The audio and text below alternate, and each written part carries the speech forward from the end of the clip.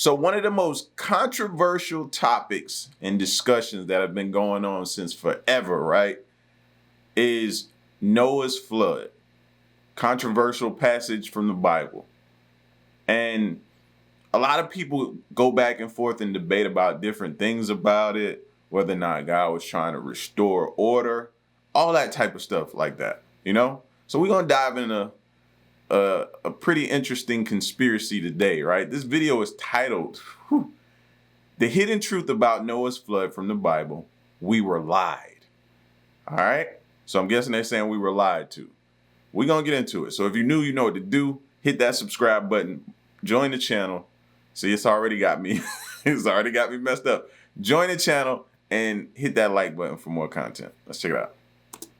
The story of Noah's flood is one of the best known and most fascinating stories in the Bible. While most scholars have interpreted the description of the Great Cataclysm as a purely symbolic account, there are a growing number of researchers who claim that the biblical deluge actually happened. As a result, more and more evidence is now coming to light, showing that thousands of years ago, the earth was indeed struck by an unimaginable flood.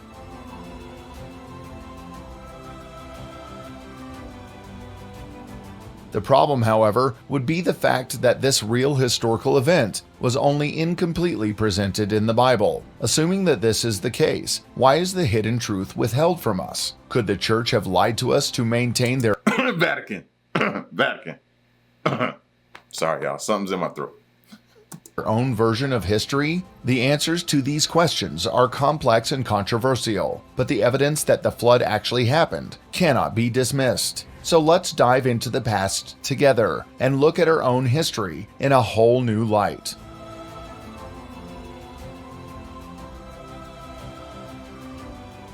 But before we get started, check if you gave us a thumbs up and a subscription. Write "I subscribed" in the comments and let us know what you think. Did Noah's flood really happen? The most exciting and informative comments will be rewarded with a heart and pinned to the top. And now, let's get started. The flood. Before we look more closely at the breathtaking background of the flood, we should first get a brief overview of the catastrophe described in the Bible. Genesis chapter 7 says, "And the Lord said to Noah, Go into the ark, thou and all thy house, because I have found you righteous. Take with you 7 of every clean animal, the male and his female, and a pair of each of the unclean animals, likewise of the birds of the air 7 each, to keep offspring alive on all the earth. For 7 days from now I will bring rain on the earth 40 days and 40 nights, and will wipe out from the face of the earth every living thing that I have made." And Noah did everything that the Lord commanded him to do, but he was 600 years old when the flood came on earth. We also learn that Noah went on board the ark with his family, that is, his wife, his 3 sons and their wives, and the animals. Puzzlingly enough, in the context of the flood, the mysterious 7 wise men are mentioned again and again, who survived the flood and then laid the foundation for the new age of human civilization. But who were these figures really? And what did they have to do with the construction of the first ancient temples and the Egyptian pyramids? Mystical temple. They obviously were people who God to believe were good people, good, solid human beings, like really good people, in order for him to allow them to live. You know what I mean? According to the text. Mystical temple. So, our search for clues begins in ancient Egypt, more precisely on the walls of the Temple of Edfu, located between Luxor and Aswan. The structure was probably built between the years 237 and 157 BC.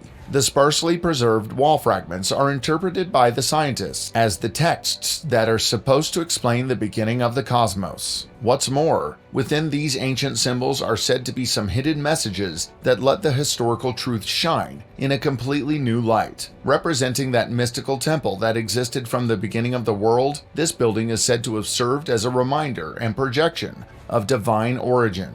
But do they ever ask themselves, why would it be hidden text amongst text? Why would they want to hide it though? I never truly, and that could very well be the case. I just never truly understood that though. Why hide it? You know, if you're putting it out there for generations to come to discover the information, why make it such an enigma? That just always throws me off when I hear them say it's hidden within the text. I don't know why. The 7 Wise Men.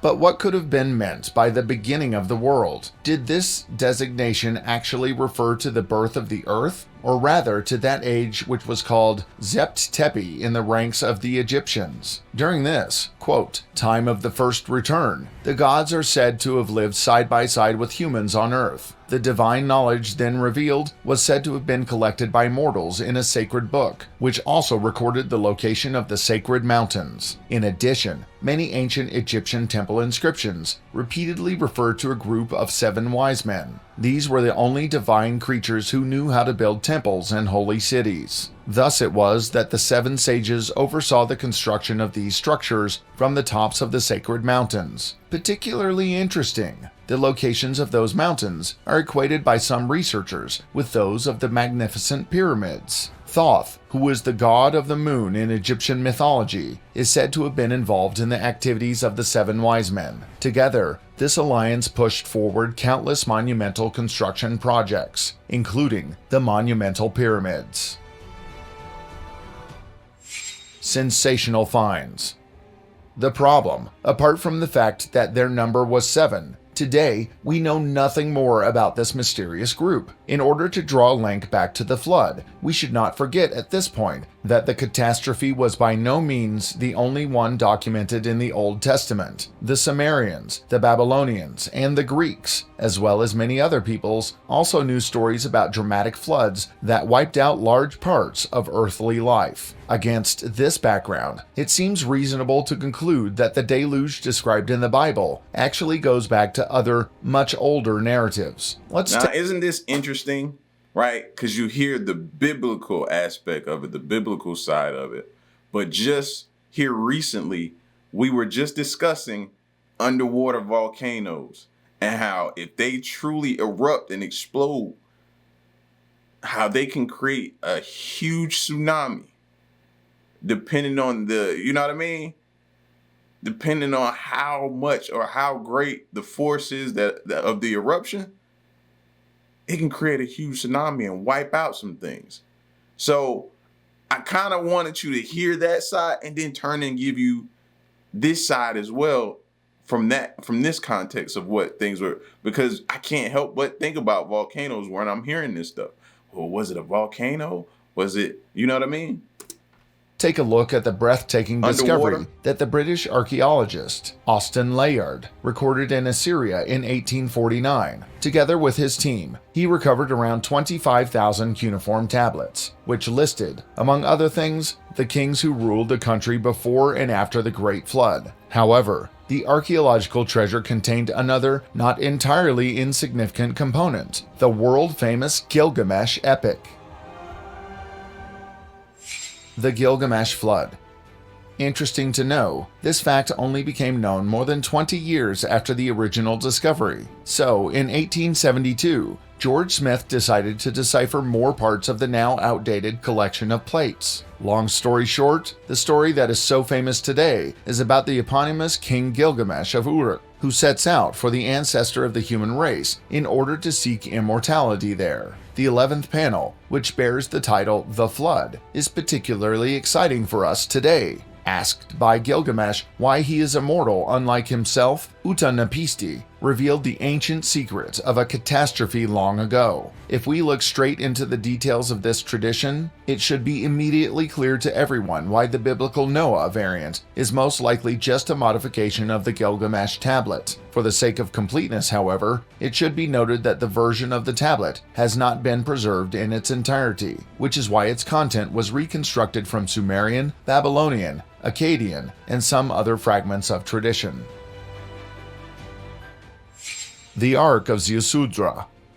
The tale says that the god Enki warned a human named Ziusudra of an approaching flood catastrophe that would wipe out all life on Earth. To protect oneself from the flood, Enki advised Ziusudra to build a large ship as soon as possible. After he had received the divine warning in a dream, he did not hesitate and immediately tore down his house in order to make the rescue ship out of its fragments. In doing so, he again obeyed the express command of the deity not to warn other people of the approaching danger. After the ship was completed, Ziusudra loaded onto it many animals, his wife, and the rest of his family. Later, as the waters of the flood gradually receded, Ziusudra and his wife were rewarded for saving sentient beings by being deified and invited to the fabled land of the blessed. The search for the origin.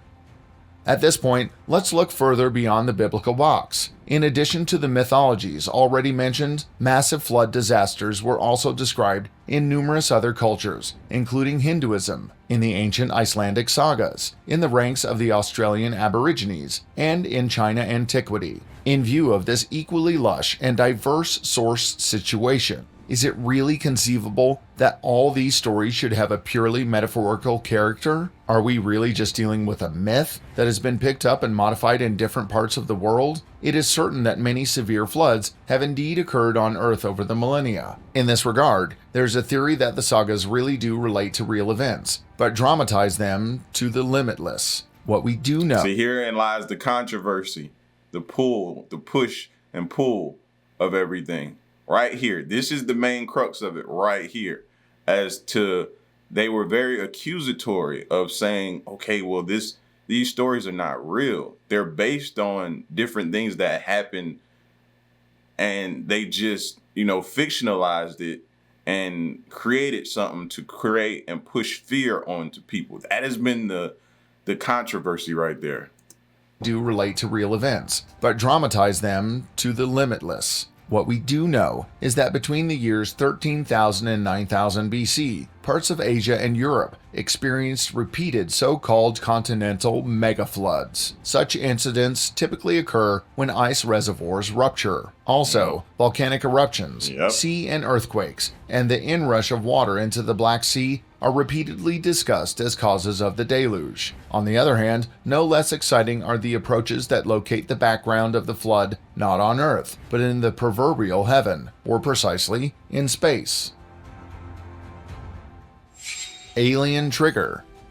The corresponding assumptions are based on the consequences of various meteorite and asteroid impacts. Accordingly, some time ago, a projectile from space crashed onto the Earth's surface, where it then set off an immense tidal wave. The approach put forward by the Austrian Otto Heinrich Muck is as adventurous as it is gripping. According to this, the asteroid would not only have triggered a flood catastrophe of biblical proportions, but also destroyed the legendary island kingdom of Atlantis. As part of his work, in which he analyzed numerous legends of the flood of different peoples, Muck came to the conclusion that the catastrophe must have taken place in 8498 BC. Noah's Ark and the importance of it in religion.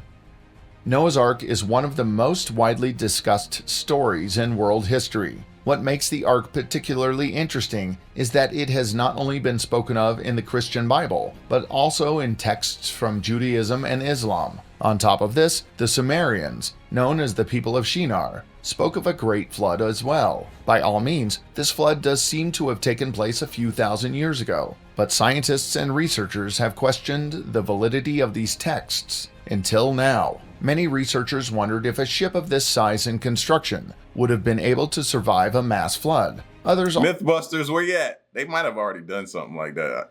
But that's what we need right about now, for them to come out, build one, and let's see how it handles, or put it up against something and see, you know what I mean? I know that'd be nearly impossible to do, but I think they'll probably try to tackle it and do it.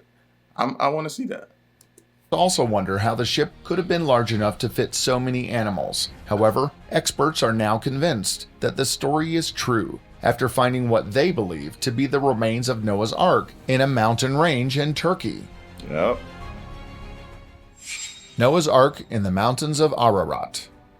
Sometime around April of 2010, a team of Chinese researchers announced that they had just found the wreckage of Noah's Ark in the Turkish mountains of Ararat, just like the historical texts claimed. This 15-person team of researchers says they are 99.9% certain of their discovery, saying that the only possibility for these remains is that they would have belonged to Noah's Ark. The team researching the finding held a press conference and detailed how they found a scrap of wood and pieces of rope that likely would have been used on the Ark. They took extensive photos and videos from the wreckage and shared them with those around the world who tuned in to learn more about this discovery. A team of scientists from a Christian organization known as Noah's Ark Ministries International also claimed to have found a larger structure of the ship at around 4,000 meters above sea level in the mountains of Ararat. To put that into perspective, the mountains are estimated to be about 5,100 meters high. The pieces of wood they found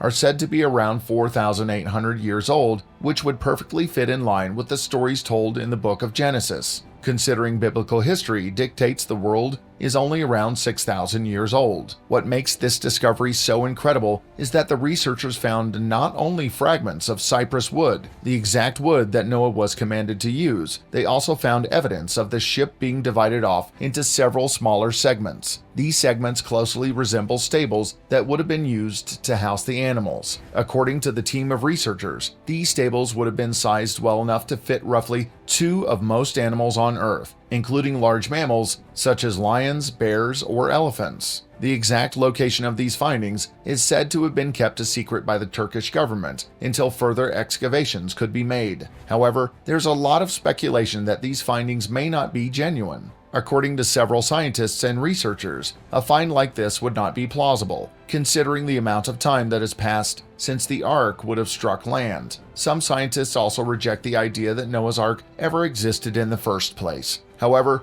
this theory seems incredibly unlikely, considering how many eyewitness testimonies have been given over the years, and how many ancient civilizations could have directly descended from Noah's family, and all of them claim that the flood did, in fact, take place. All of this aside, there are a few key pieces of information that could disprove this discovery. According to a few scientists, a Kurdish mountain guide may have been spotted hauling a large amount of wood up to the top of the mountain range. He had supposedly been doing this in an effort to build fragments of a ship at the top of the mountains. He would have also melted snow and let the wood age for a while, giving the illusion that it had been recently uncovered after being trapped under ice for many years. These claims have never been proven, but it is certainly possible that this discovery could have been created by a shrill who's looking to scam people out of money in exchange for guiding them up the mountain. Some researchers who do believe the story of Noah's Ark to be genuine also debate that the Ark would have been found so high on the mountain.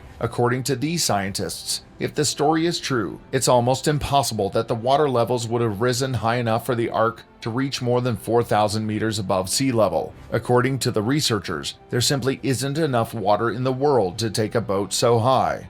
And now, we are curious about your opinion. Do you believe that the deluge described in the Bible really happened? As always, let us know your thoughts, suggestions, and feedback. So, after hearing that, some more information or diving back into it and listening again, what do you think? How do you feel? Does it change anything about your beliefs? Well, not even your beliefs, your thoughts about it. Let's not bring it into that point. Let's just say your thoughts about it. How do you feel about hearing it from a scientific standpoint as well as a biblical standpoint? How does that affect you? How do you think? Well, what do you think about it? I think it's pretty interesting, and I still want to hear more. I'm pretty sure more will be revealed, but it's pretty interesting because when you think about it from a scientific standpoint, they're like, it's not enough water for it to get that high or be there. How? It's not that, you know? But if you grew up in a religious home, such as myself, then you can't just, I just can't just block that out and say, okay, it's this now for me, you know? But I'm interested to hear what y'all got to say. So y'all get at me in the comment section and let me know what you think. And stick around and stay tuned. Leave a like, share the video, subscribe. Till the next one, I'm gone. Peace.